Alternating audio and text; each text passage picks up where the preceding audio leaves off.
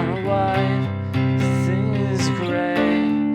Now you're here, now you're away. Don't want this, remember that. Never forget where you're at.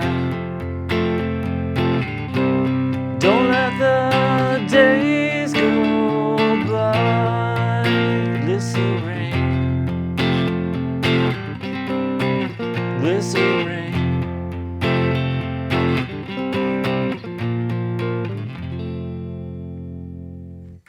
Hey guys, it's Carl Brown from GuitarLessons365.com. Got a great 90s classic. We're going to learn how to do Glycerine by Bush. So now, this one is pretty simple chord-wise. There's really just 4 chords in the entire song. And it kind of really repeats. What makes it a great exercise, especially if you're not very good at bar chords, is all it uses is bar chords. And it can be quite the workout to get through the whole song without nothing but bar chords.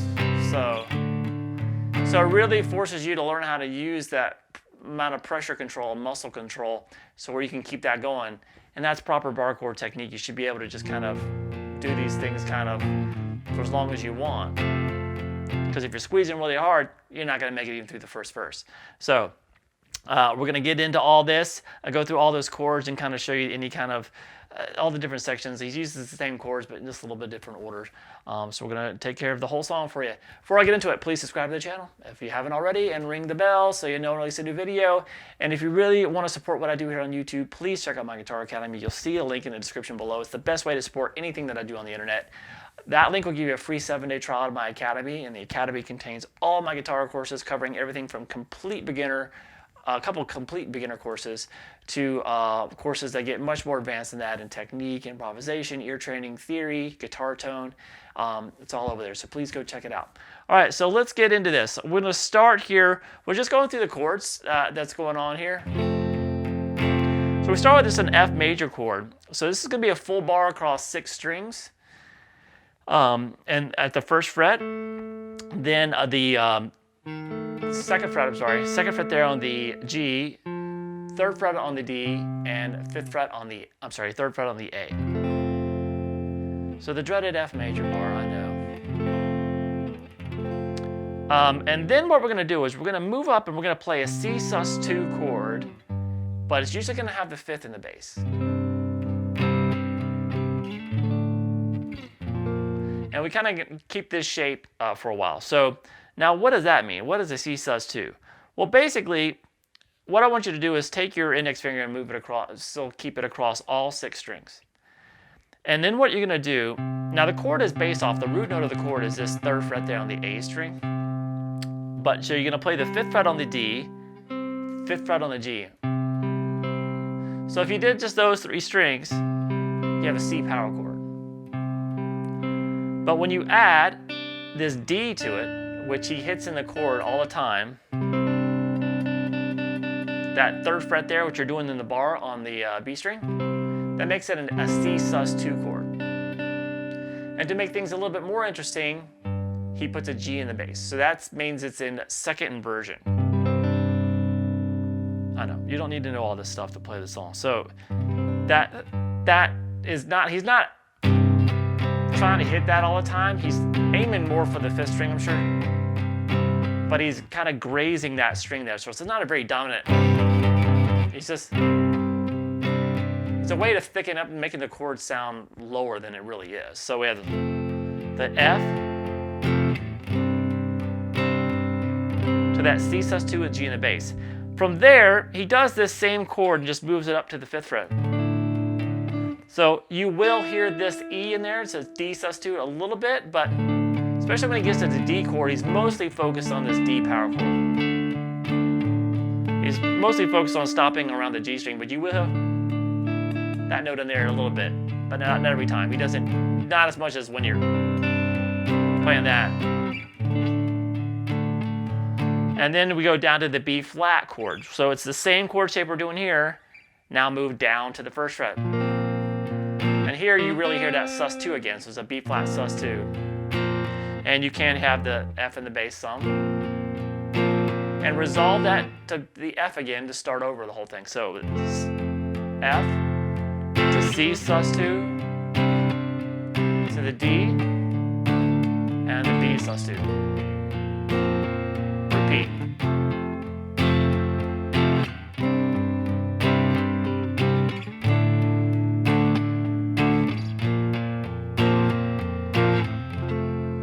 All right, so if you're practicing that, it's probably not, especially if you're playing on acoustic, just doing it over and over again, all those bars, kind of be a little bit tiresome.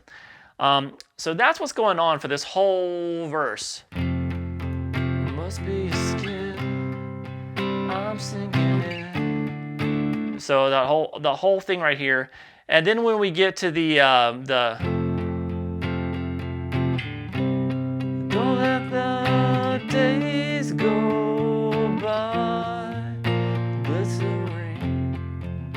So that's just that C, the C sus2, whatever. Let's just call it C. C to the D. Days go down to the B flat. Glycerine. And then we have a quick little. He goes up to this C chord and B flat real quick. So C to B flat and then back to the F. So let me put that in context. Don't let the days go by. Glycerine. Right here. Glycerine. And do that again.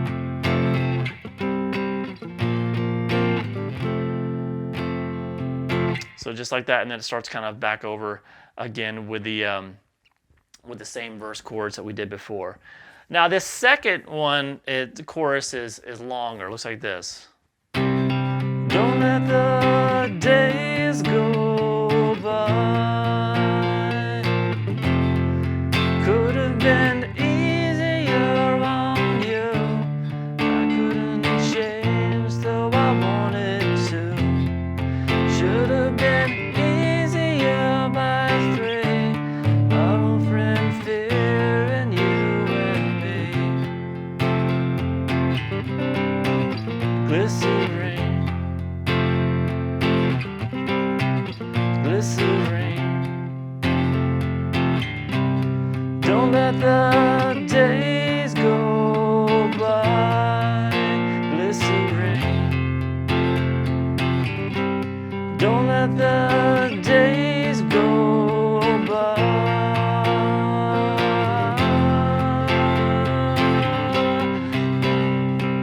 Glycerine, glycerine.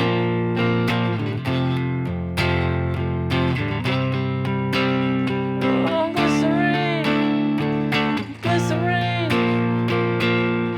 All right, so it's the same 4 chords. It's good to really know what the song sounds like in your head, and it kind of makes sense what chord's going on where. But it's still, even though you're starting with C, they're still in the same order. So that, let the days, so C to D to B flat. So it's kind of like the verse, except we're starting from the second chord and going through the 4 chords instead of starting on the F. So if it makes sense. Don't let the days go by. Could have been easier on you. I couldn't change though I wanted to. So it's the same chords as you just started on a C. So then so we just went through everything like there, and then we got that section in the middle. Glycerine, the same thing. Glycerine. And then go and start over again.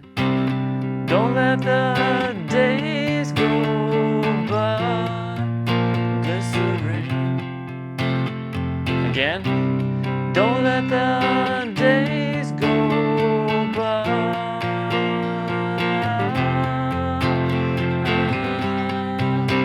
And here's where they kind of really kick in some distortion on the guitar. We don't really need that, but and then it's more of that same chorus. Glycerine, glycerine. Same chord sequence.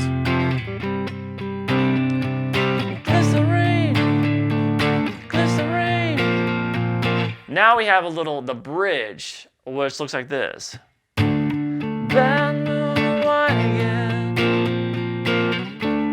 Bad moon wine again. And she falls around me.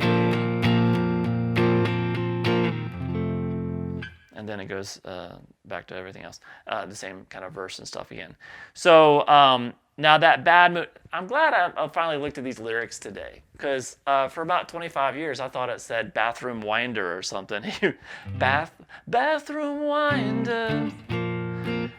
I don't know what a bathroom winder is. I thought it was maybe just a British thing. I don't know. But anyway, it's bad moon wine again. Who knew? Thank you, Google. So we're going to start here. It's the same. We've seen these chords at D chord, bad moon to the B flat. And then back and forth between those two again. Bad moon wine again. And then hold that B flat as she falls around me. And then we're back to our reliable. All right, so that's about it. It's pretty simplistic how the song's laid out. The chords, at least, except it's good to know, especially in that second section, the second chorus, which is more extended. Just kind of know the sound of it, and then it's really the chords are pretty obvious what you're going to be doing at each section.